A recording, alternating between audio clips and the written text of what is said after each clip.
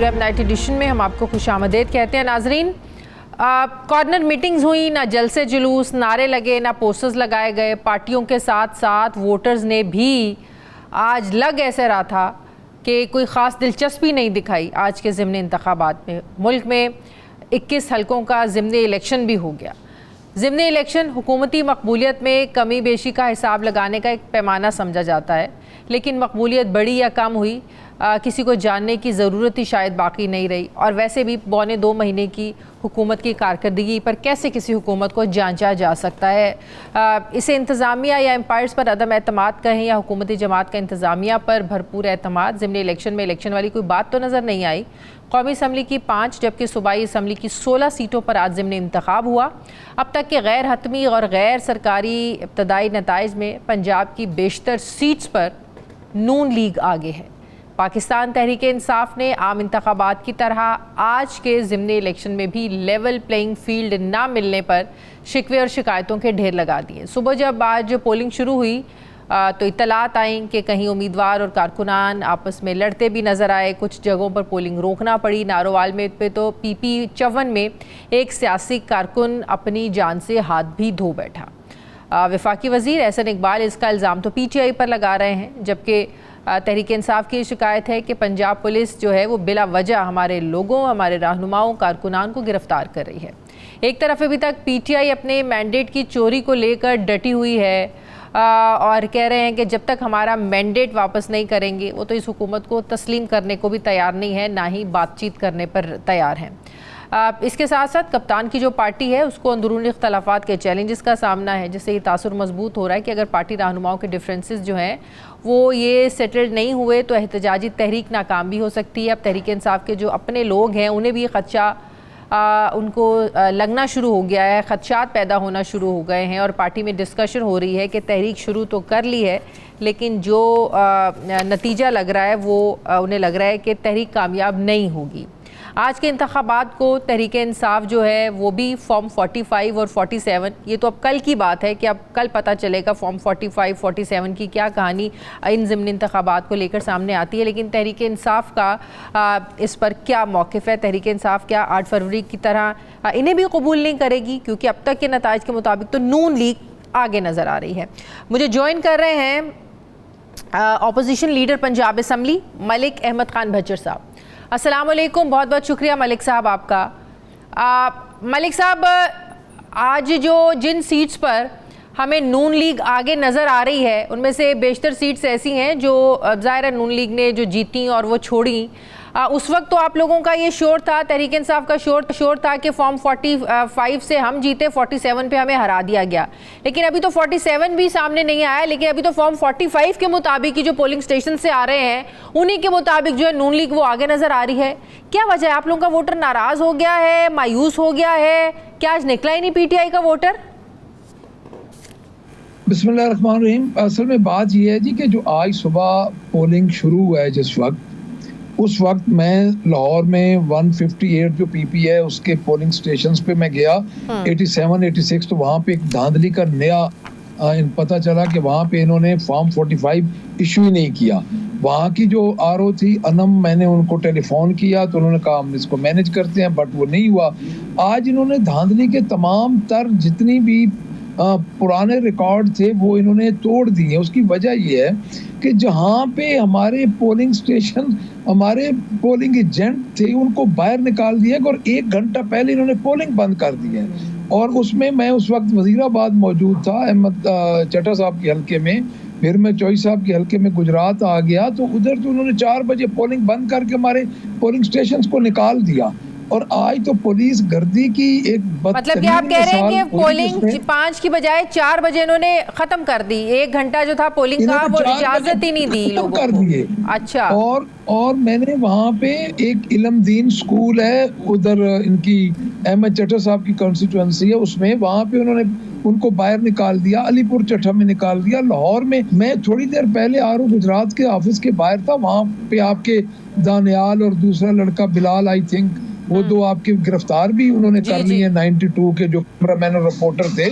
तो उमर अयूब साहब, हमारे चेयरमैन गौर साहब और अपना परवेज इलाही साहब की मिसेज हैं, वो सब मौजूद थे। हमें तो किसी ने आगे ही नहीं जाने दिया।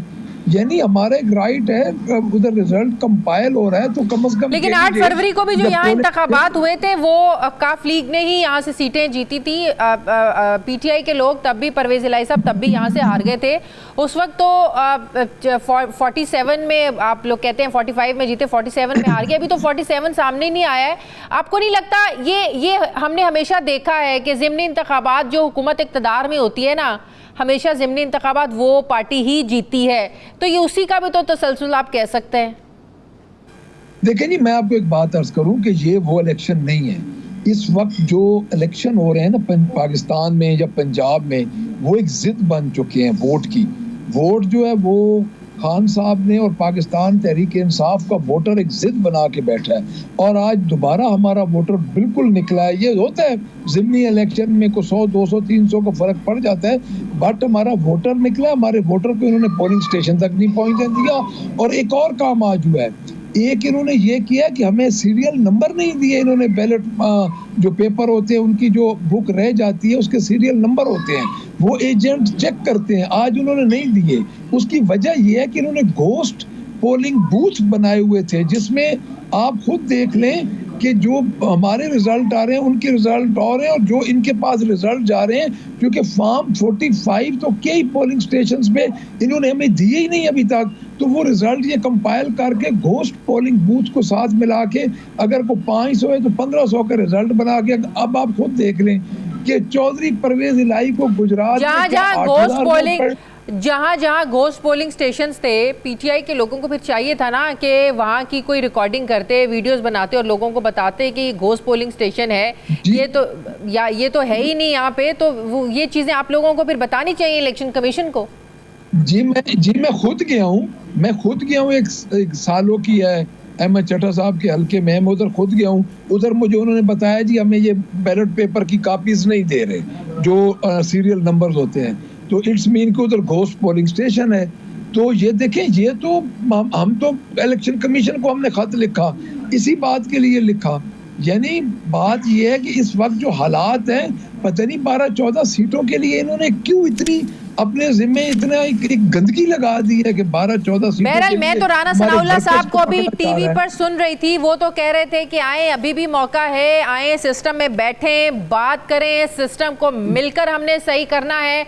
और ये बात हकीकत है कि नून लीग के अपने अंदर बहुत से लोगों के अंदर ये रियलाइजेशन हो गई है कि जिस तरीके से सिस्टम चलाया जा रहा है ऐसे ज़्यादा देर तक सिस्टम नहीं चल सकता। सियासतदानों को मामलात खुद बैठकर हल करके अपने हाथों में लेने पड़ेंगे। ये नून लीग के अंदर भी बहुत से लोगों में ये रियलाइजेशन है, लेकिन आप लोग ना नून लीग के साथ बैठकर बात करने को तैयार है, ना पीपल्स पार्टी के साथ बैठकर बात करने को तैयार है। हाँ, अगर पाकिस्तान तहरीक इंसाफ किसी से बात करना चाहती है तो वो है आपकी एस्टेब्लिशमेंट। फौज के साथ आप बात करना चाहते हैं, सियासतदानों के साथ आप बात करने को तैयार नहीं है। देखिए जी, बात यह है कि हम उनके साथ क्या बात करें। हमारा मैंडेट उन्होंने चोरी किया हुआ है, पहले हमारा मैंडेट तो वापस करें। अब असल में क्या आप समझती हैं कि जो 8 फरवरी को इलेक्शन हुआ था और जो आज इन्होंने किया है, आज हमारे इन्होंने एक जगह पे 3 वोट पोल हुए हैं, और वहाँ पे जो मिसेज हैं चौधरी परवेज इलाही साहब की, उनका पोलिंग अफसर कह रहा है कि बीबी हम मजबूर हैं, हम ये नहीं कर सकते। 3 वोट की बजाय वहाँ पे 500 वोट निकला है। तो हम बात उन लोगों से करें जिन्होंने हमारा मैंडेट चोरी किया है, हमारा मैंडेट तो पहले वापस करें। रह गई जो बात आप कह रही हैं, तो असल ताकत तो वही है। इनको लाने वाले कौन है आप मुझे बताएं, हमारे सरों पे किसने बिठाया? जिन्होंने 2018 में इमरान खान को बिठाया था। जी, हमें देखिए, मेरी बात सुने, जिस तरीके से 8 फरवरी को हमारे प्रपोजर स्कैंडल को गिरफ्तार किया गया, हमारे कैंडिडेट्स को गिरफ्तार किया गया, क्या 2018 में ये हुआ था? 2018 में सेंट्रल पंजाब में उस वक्त भी हमारे से सीटें छीनी गई थी, हमें तो उस वक्त भी अक्सरियत मिल रही थी।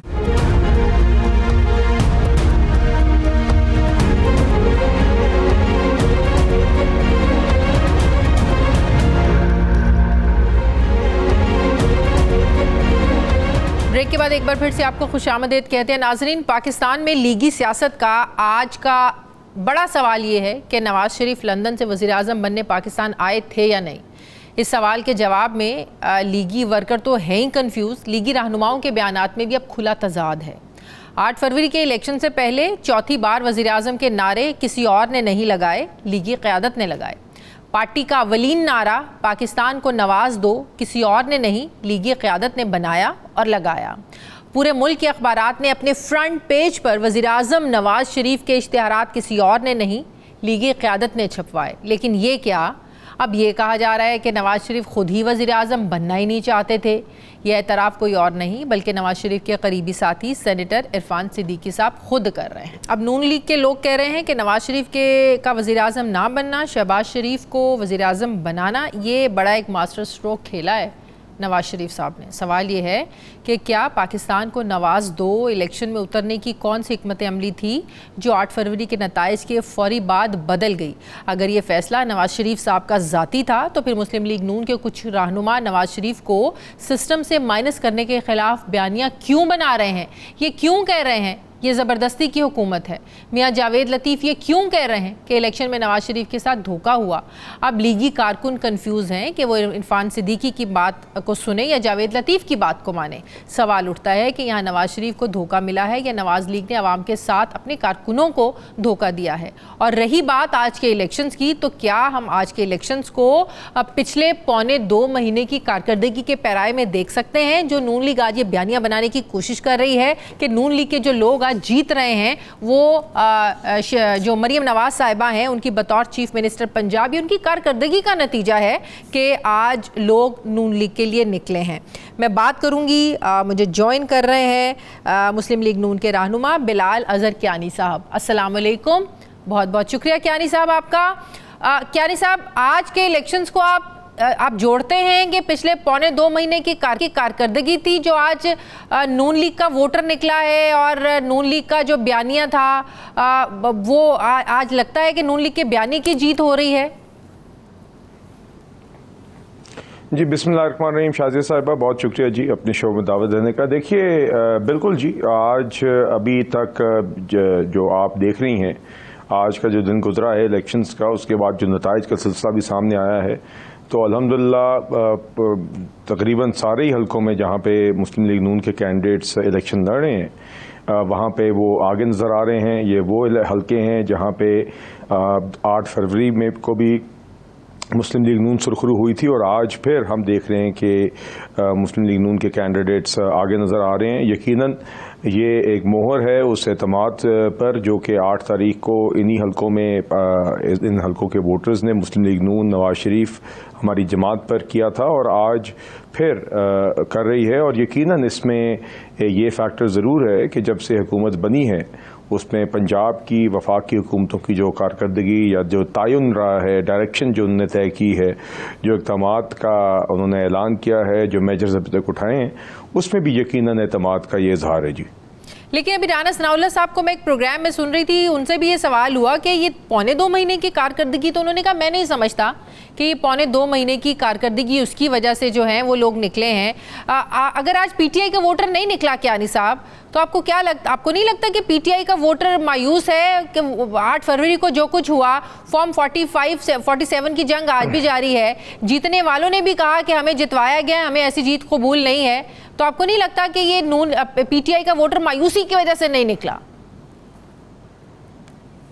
नहीं शाज़िया साहब, जैसे कि मैंने अभी आपको बताया जी, ये बुनियादी तौर पर ज़्यादातर हल्के वो हैं जहाँ पे मुस्लिम लीग नून ही 8 फरवरी के दिन भी सुरखरू हुई थी और मुस्लिम लीग नून के कैंडिडेट्स ने ही ये सीट्स वेकेट की थी और वहाँ पे फिर मुस्लिम लीग नून ने और उम्मीदवारों को टिकट्स जारी किए और आज वहाँ पे लड़ रहे हैं। तो आज फिर से इन हलकों के वोटर्स उसी एतमाद का इजहार कर रहे हैं जो उन्होंने 8 फरवरी के दिन किया और उसमें जो पिछली 1.5-2 माह की कारकर्दगी है वो या 2-2.5 माह की कारकर्दगी है वो यकीनन एक फैक्टर ज़रूर है मगर वो वाहिद फैक्टर नहीं है। तो उसमें मैंने पहले भी आपको कहा it is one factor, and I think ये कहा जा सकता है कि जो एतमाद उनने 8 तारीख को दिखाया हमारी जमात में, इन वोटर्स ने, इन हलकों में, यकीनन अगर 2-2.5 महीनों बाद भी वो फिर से हमें वोट डाल रहे हैं और काफ़ी कुछ हलकों में तो ख़ास तौर पे काफ़ी अक्सरियत से आगे हम नज़र आ रहे हैं, तो यकीनन इसका मतलब यही है कि जो एतमाद उनने 8 तारीख को दिखाया उसके बाद उस कारकर्दगी से वो मुतमिन है जो हमारी हुकूमतों ने पंजाब में और वफाक में दिखाई है। लेकिन इसके बावजूद आपको पता है आपकी पार्टी के सीनियर लीडर राना सनाउल्लाह साहब कहते हैं कि हम तो फिर भी जवाबदेह नहीं हैं, हमें तो अवाम ने सादा अक्सरियत नहीं दी है। तो बात यह है कि पीपल्स पार्टी भी जाहिर है उन्होंने तो 16 महीने की हुकूमत का बोझ नहीं उठाया था और बिलावल साहब ने कह दिया था कि हमारी तो कोई जिम्मेदारी नहीं है, वजारत खजाना तो हमारे पास थी नहीं, फैसले हम थोड़ी करते थे।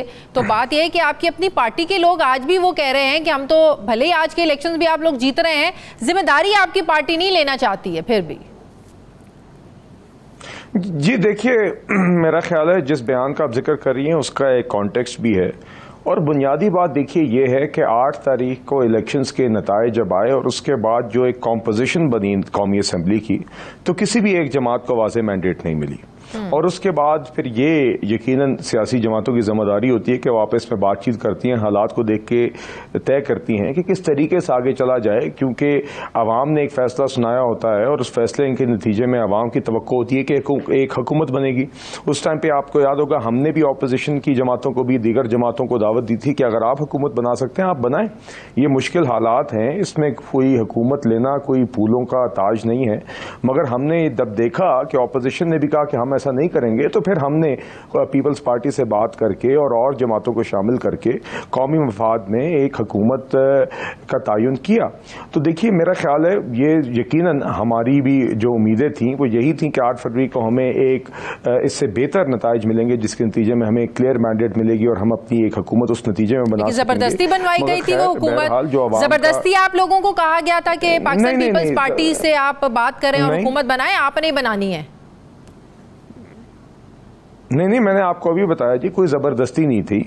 जब सीटों की कॉम्पोजिशन सामने आई तो बल्कि पहले तो हमारी जमात ने भी दावत दी, पीटीआई को भी और जमातों को भी, कि अगर आप हुकूमत बना सकते हैं आप बनाएं।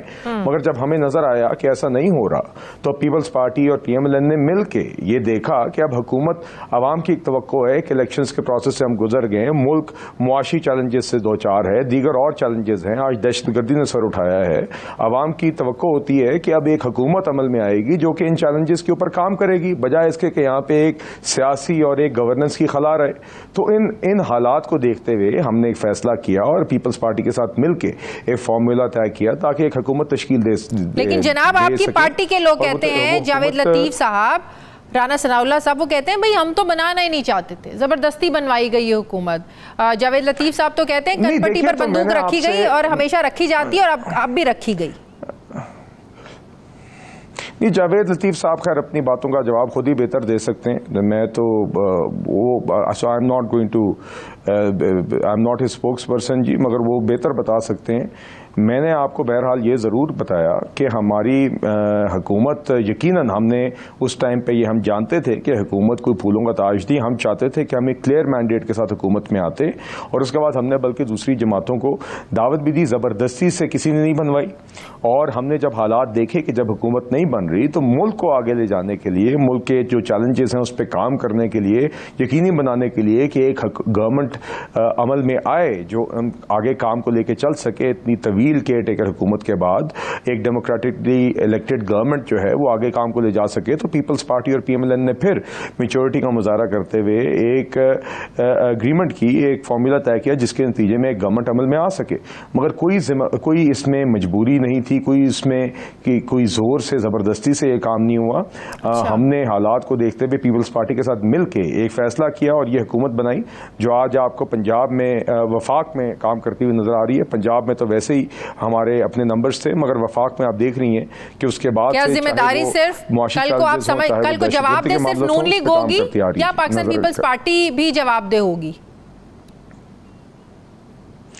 जी देखिए, बात यह कि यकीनन हमारी जमात के लोग अभी काबीना में हैं, कुछ और एलाइज के लोग काबीना में हैं, तो जो लोग काबीना में हैं उनकी एक जिम्मेदारी तो यकीनी तौर पे है कि वो अपनी जो भी हमसे सवाल जवाब होगा वो कोई भी हुकूमत में उसकी जिम्मेदारी होती है, और जो इक़दामात और जो कोशिशें हम कर रहे हैं वो सामने लाते हैं।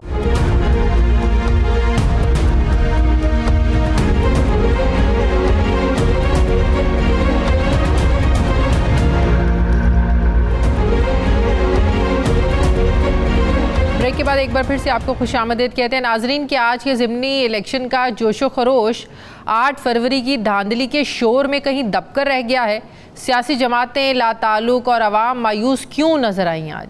सवाल ये भी है कि जब तक आम इंतखाबात में सामने आने वाले फॉर्म 45 और 47 के फ़र्क को दूर नहीं किया जाता, इलेक्शन ट्राइब्यूनल से इंसाफ नहीं होता, क्या तब तक आज होने वाले ज़िमनी इलेक्शन पर एतमाद की कोई फ़ज़ा बन सकती है? जनरल इलेक्शन से पहले गिरफ्तारियां, कागजात छीनने और पीटीआई को आउट करने के बावजूद सियासी हलचल का एक माहौल तो बन गया था, लेकिन आज के जो ज़िमनी इलेक्शन हैं उनमें शुरू से आखिर तक 3 चीज़ें हमने बड़ी नुमायाँ देखी। वो थी खामोशी, खामोशी और खामोशी। सारी हुकूमती मशीनरी ताबे होने के बावजूद हुकूमती जमातें भी हमें उस तरीके से एक्टिव नज़र नहीं आई। एक तासुर ये भी है कि नंबर गेम ने ज़िमनी इलेक्शन के नताइज जो भी हों, इसका मौजूदा हुकूमत की ज़ाहिर सेहत पर तो कोई असर नहीं पड़ता है, और हमेशा होता भी ये आया है कि ज़िमनी इलेक्शन इक़्तिदार में जो पार्टी होती है उसी के हक़ में जाते हैं रिज़ल्ट और वही पार्टी जीतती है। पाकिस्तान की सियासी तारीख़ में ज़िमनी इलेक्शन हमेशा एक बड़ा मार्का भी रहा है, जिससे आवाम की नब्ज़ का पता तो चलता है। सवाल ये है कि क्या मौजूदा इलेक्शन सियासी बयाने की जंग में एक टेस्ट केस बन सकता है? सिस्टम की ख़राबियाँ हैं, इसके बावजूद क्या ज़िमनी इलेक्शन के नताइज सियासी जमातों के बयानिए की हार या जीत का फ़ैसला कर पाएंगे?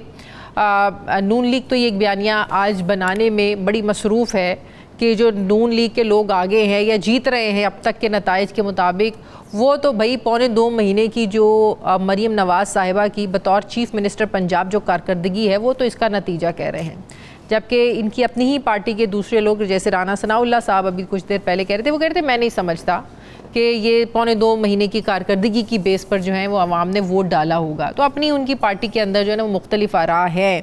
इस हवाले से मैं बात करूँगी, मुझे ज्वाइन कर रहे हैं सीनियर सहाफ़ी तज्ज़ियाकार इरशाद भट्टी साहब। अस्सलाम वालेकुम, बहुत बहुत शुक्रिया भट्टी साहब आपका। भट्टी साहब, आज के इलेक्शंस को, ज़िमनी इंतखाबात को आप 8 फरवरी के तनाजुर में अगर देखते हैं तो आपका क्या तज्जिया है? अगर आज अवाम उस तरीके से नहीं निकले, अगर टर्न आउट को देखें उस तरीके से जोश और खरोश और टर्न आउट नज़र नहीं आया, अमूमन जो ज़िमनी इंतखाबात पे नज़र आता नहीं है, क्या कहीं अवाम मायूस तो नहीं थे कि जो उनके वोट के साथ हाल 8 फरवरी को हुआ वही आज होगा, तो क्या फ़ायदा, क्यों निकले हम? जी बिल्कुल हो सकता है, और ये एक फितरी रद्द अमल है कि जब 2024 का इलेक्शन पाकिस्तान की 76 साल तारीख का एक अजूबा इलेक्शन थे, यानी ऐसे इलेक्शन मैंने बाकी सारे इलेक्शन, हमारे यहाँ इलेक्शन एक 70 का कहा जाता है कि फेयर इलेक्शन था, उस फेयर इलेक्शन की भी ये खूबसूरती थी कि मुल्क टूट गया और मैंडेट तस्लीम ना किया गया और मुल्क टूट गया, लेकिन उसमें भी शिकायत थी। गो के कोई इलेक्शन ऐसा नहीं हुआ जो फेयर हुआ हो, लेकिन इन सारे इलेक्शन का बाप इलेक्शन था 2024, बल्कि दादा इलेक्शन 2024 इलेक्शन, यानी 76 साल तारीख का वाहिद इलेक्शन है 2024 के। किसी सियासी जमात ने, कोई एक ऐसी सियासी जमात नहीं जिसने ना कहा हो कि यह धांधली ज़दा नहीं है। कोई एक सियासी जमात, काबिल ज़िक्र सियासी जमात ऐसी नहीं थी जिसने ये कहा कि यह धांधली ज़दा इलेक्शन नहीं है। 2024 का इलेक्शन एक ऐसा अजूबा इलेक्शन था कि जिसमें पीर पगाड़ा ने कहा कि इलेक्शन बेचा गया, ख़रीदा गया, मौलाना साहब ने कहा इलेक्शन बेचा गया, ख़रीदा गया, अचकज़ई साहब ने कहा इलेक्शन बेचा गया, ख़रीदा गया, एमएल वली खान ने कहा इलेक्शन बेचा गया, ख़रीदा गया। तो मुझे नहीं लगता कि पाकिस्तान की तारीख का कोई एक ऐसा इलेक्शन हो जिसकी 5 मेजर जमातें और बाशमूल तहरीक इंसाफ या सुन्नी इत्तेहाद कौंसिल को मैं इसलिए साइड पे रख रहा हूँ कि आप कह सकते हैं कि जो होती है अपोजिशन होती है वो कहती रहती है। अच्छा, लेकिन ये जो सारी जमातों का मैंने नाम लिया है, पीर पगाड़ा, मौलाना, अचकज़ई, एमएल वली खान और जवेद लतीफ़, ये हुकूमती इत्तेहाद का कमोबेश हिस्सा थे। एक पीर पगाड़ा जीडीए में के हिस्से में नहीं थे, इस हिस्सेदार नहीं थे, लेकिन सारों ने कहा कि इलेक्शन बिका। तो ऐसा कोई इलेक्शन नहीं था अच्छा, एक और और अच्छा बात मजे की बताएं, बात है अभी- 2024 का इलेक्शन वो अजूबा इलेक्शन जो अच्छा, आपके जरा रिजल्ट्स में थोड़ा सा देख लेना, अभी जो नून लीग हाँ जी। जो आगे नजर आ रही है, बल्कि वो उनके जो उम्मीदवार थे वो जीत भी रहे हैं। ये नून लीग के बयानिए की जीत है, क्योंकि नून लीग के लोग अभी ये बयानिया बना रहे हैं कि ये मरियम नवाज साहिबा की बतौर चीफ मिनिस्टर पंजाब उनकी भाई 1.25 महीने की कारकर्दगी है। ये भी अज़मा बुखारी साहिबा कह रही थी कि ऐसे करते हैं गवर्नेंस, ऐसे करते हैं अवाम की खिदमत। ये कौन होते हैं माफियाज जो कहेंगे कि हम ये नहीं कर सकते, हम वो नहीं कर सकते। देखा उन्होंने 4 रुपए रोटी के काम कराए, मतलब कि 1.25 महीने की कारकर्दगी पर आप समझते हैं कि ये हम एक पैमाना हो सकता है 1.25 महीने की कारकर्दगी को अवाम जांचे और आज निकले हैं वो, आप समझते हैं? पहली एक बात तो आप भी इस पे नज़र रखती हैं और बहुत अरसे से जर्नलिज्म में हैं। मुझे बताइए कि कारकर्दगी पर पाकिस्तान में कोई इलेक्शन जीता हो?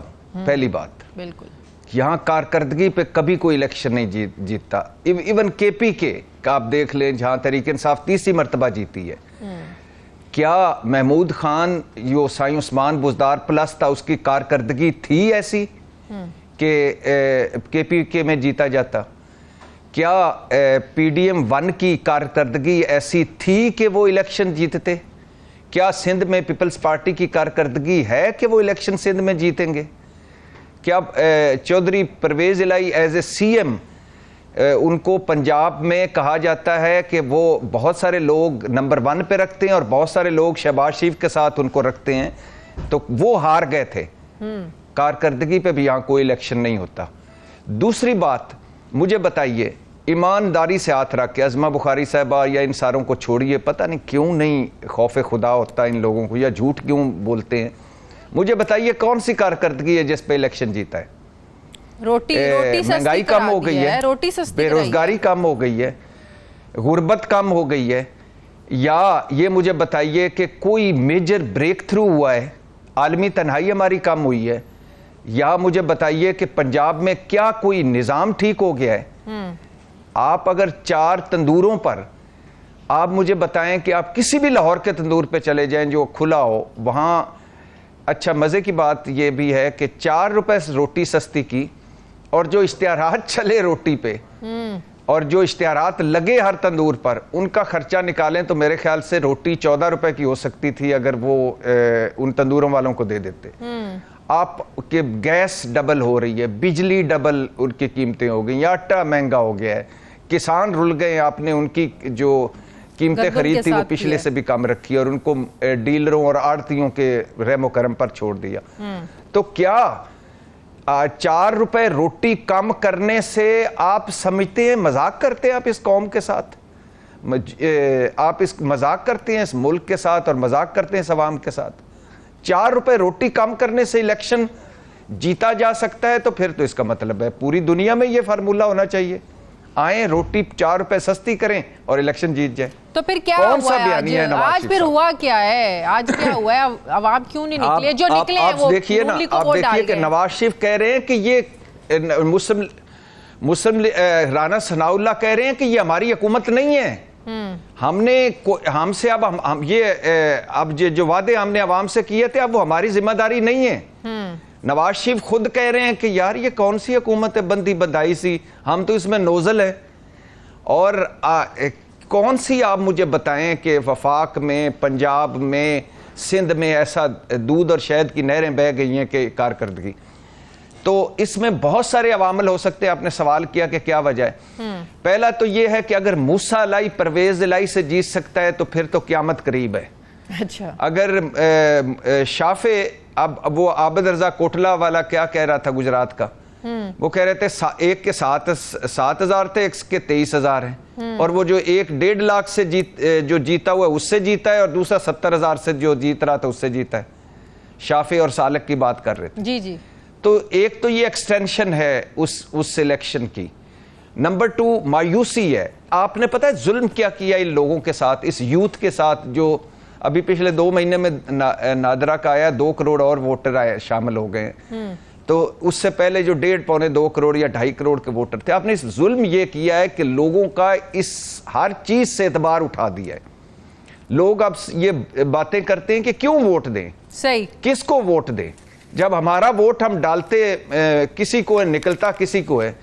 आप इस्लामाबाद जिसमें मैं बैठा हूँ, इस्लामाबाद में कोई दोनों आंखों वाला अंधा भी हो, जिसकी दोनों आंखें ना हो, वो भी ये कह रहा है कि ये तीनों सीटें हार गए थे।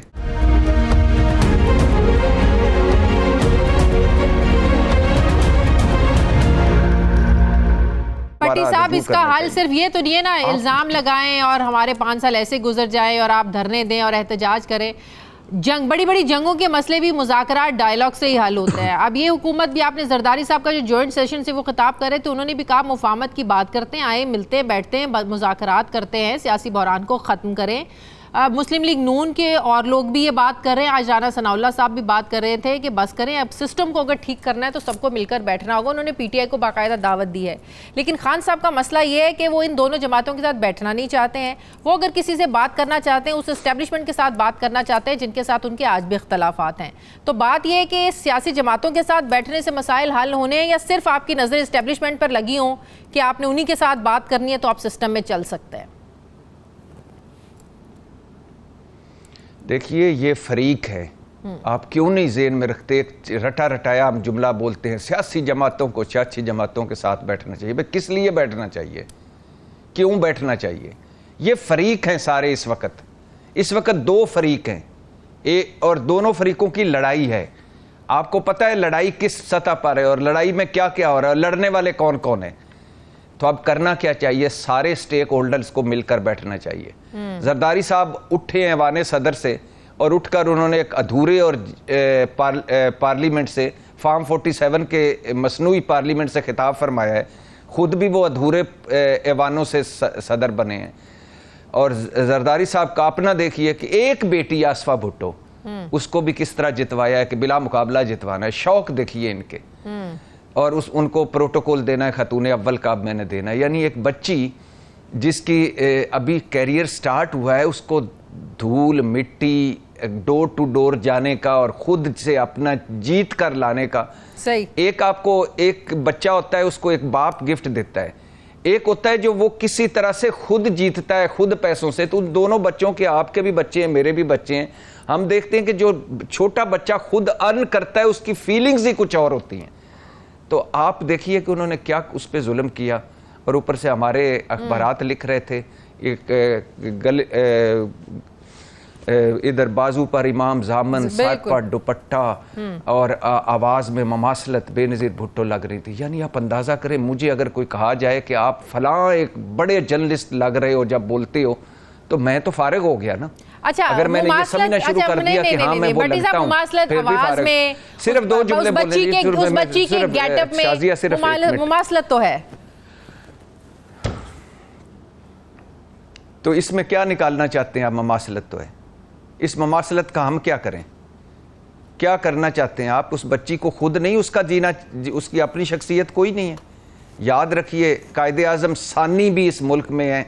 नवाज शरीफ साहब कायदे आज़म सानी, हम कई लोगों को कायदे आज़म सानी बनाते। कायदे आज़म भी एक था, बेनज़ीर भुट्टो भी एक थी, आसफा भुट्टो भी एक ही होंगी। तो उनको अपनी शख्सियत पे जीने दे खुदा के लिए। वो अब सारी उम्र एक उसके बोर्ड के नीचे वो एक छोटा सा पौधा रहेगा।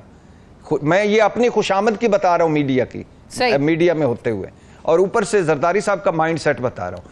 तो पहली बात ये है, जहां हम बात शुरू की थी कि सारे स्टेक होल्डर्स को मिलकर बैठना चाहिए। सही। आप बल्ला ले लेते हैं किसी जमात से, आप उनको कॉर्नर मीटिंग की इजाज़त नहीं देते, उनकी पार्टी तोड़ देते हैं, उनकी मखसूस नशिस्तें ले लेते हैं, उन पे मुकदमे होते हैं, और फिर उन मूसा इलाई से परवेज़ इलाई को हरवा देते हैं, और फिर कहते हैं आए मिलकर बैठें, सीना चौड़ा करके जफ्फियाँ मारें। किस तरह भाई? बड़े बने। अब पाकिस्तान से, अब इन लोगों की अनाएं और ज़िद्दें पाकिस्तान से बड़ी होती जा रही हैं, और ये आपका अपने घर दाने नहीं, आपका मजाक देखो क्या बना। आप देखें ना, कभी ऐसे, कभी आपने ये भी तो नहीं देखा ना कि जीतने वाली जमात के लोग कह रहे हो कि भी हमें ज़बरदस्ती बिठाया गया, हम तो इक़्तिदार में बैठना ही नहीं चाहते थे। तो आप देखें ना, आप इस मुल्क, आप भी इस मुल्क के सिस्टम को जानते हैं, हम भी इस मुल्क के सिस्टम को जानते हैं कि मुल्क का सिस्टम चलाया कहाँ जाता है और कंट्रोल किन के पास होता है। तो आप देखें ना, मसले की जड़ कहाँ पे है। सिर्फ हर दफ़ा सियासतदानों को कसूरवार ठहराना बड़ा आसान होता है। आप मुझे बताएं, कभी ऐसे हुआ है जो पार्टी इक्तदार में हो वो कहे भाई हम तो बैठना नहीं चाहते थे इक्तदार में, हमें तो ज़बरदस्ती बिठवाया गया है, हमारी तो कनपट्टी पर बंदूकें रख के हमें बिठाया गया है। तो बात ये कि मसले की जड़ तक पहुंचना भी बड़ा ज़रूरी है ना भट्टी साहब, सियासतदानों को ब्लेम देना बड़ा आसान है। अब इसमें दो बातें हैं जी। पहली बात तो ये है कि आप जब 92 छोड़ेंगी या ये चैनल छोड़ेंगी, उसके बाद आप मुझे कहें कि मैं तो मजबूर थी, जो मेरा प्रोड्यूसर था ना, सारा कंटेंट उसका होता था और मैं वो कहता था कनपट्टी पर बंदूक रख के कहता था ये बोलना है और ये नहीं बोलना, तो मैं क्या आपकी बात मानकर आपको सलाम ठोकूंगा? मैं एक आपसे एक मासूम सवाल करूंगा कि आप छोड़ क्यों नहीं गई थी? आपको अल्लाह ने इतना कुछ दिया हुआ था, इतना आपने सफ़र तय किया था। दूसरी बात कि ज़बरदस्ती कभी किसी को कोई बिठा सकता है, और ज़बरदस्ती बिठाते ऐसे ज़बरदस्ती बिठाया हुआ है कि एक की बेटी को ज़बरदस्ती वज़ीर आला बना दिया है, एक के भाई को ज़बरदस्ती वज़ीर आज़म बना दिया है, एक ज़बरदस्ती MNA बना दिया है, एक बाप ज़बरदस्ती सदर बन गया है, बेटी बिला मुकाबला हो गई है, एक सूबा लेके ज़बरदस्ती बैठा हुआ, दूसरा सूबा लेके ज़बरदस्ती बैठा हुआ, और जो हम ज़बरदस्ती बैठे हुए हैं खा मखाएं इस 25 करोड़ इन लोगों में, इनका क्या कसूर है? सही। और दूसरा जो आपका रुख है कि इस मुल्क के असल हुक्मरान या असल ताकतवर, तो मुझे बताइए जी कि ये किसने खत करना है? मैंने करना है या आपने करना है? ये इन्होंने ही करना है जो हुकूमत में है, क्योंकि अवाम जिस तरह भी है, जाली है, मसनूई है, फार्म 45 के हैं, फार्म 47 के हैं, जब ये हुकूमत में आते हैं और जब नारा मारते हैं कि आइन मुकद्दम है, पार्लियामेंट मुकद्दम है, सिविलियन बालादस्ती मुकद्दम है, तो फिर ये क्यों नहीं मुकद्दम उसको करवाते? इसलिए नहीं करवाते कि ये कंप्रोमाइज्ड है, इसलिए नहीं करवाते कि जो जाली जीत कर जबरदस्ती बैठा हुआ हो उनके बकौल वो किस तरह करवाएगा? सही। अब ये जो खैर खाहों का ग्रुप है, इसके बारे में बताएं। जो बात हम कर रहे हैं कि ये मामला हल होने चाहिए, मिलके बैठना है इन लोगों को, लेकिन उसके बावजूद भी कुछ लोग हैं जो चाह रहे हैं कि कोशिश होनी चाहिए। इससे पहले आपको पता है इलेक्शन से पहले दुरानी साहब ने बड़ी कोशिशें की थी, उन्होंने कहा कि आहिस्ता आहिस्ता हो जाएगा, हम कोशिश, वो कल भी मेरे प्रोग्राम में थे, वो कह रहे थे मैं आज तक कोशिश कर रहा हूँ। अभी जो खैर खाहों का ग्रुप है, आपको क्या लगता है कि ये अपने जो इनका मकसद है वो पूरा हो जाएगा? ABC कोई भी है कोशिश कर रहा है, नेक मकसद के लिए कर रहा है कि इस मुल्क में जो अदम इस्तेहकाम है, सियासी बहरान जो, इसको ख़त्म हो और सब मिलकर चलें। आपको लगता है ये हो सकता है?